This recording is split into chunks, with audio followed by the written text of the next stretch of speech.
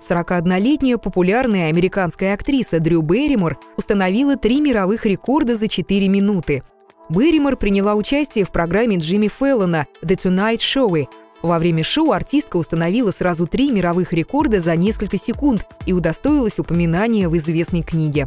Сначала Джимми попросил Дрю накрасить 10 добровольцев красной помадой за 30 секунд. Актриса справилась за 22 секунды. Затем Берримор нужно было с разбега порвать несколько бумажных баннеров. В завершающем этапе актриса станцевала в парике длиной более 2 метров. После всех испытаний Берримор вручили диплом, подтверждающий тот факт, что ее имя зафиксировано в книге рекордов Гиннесса.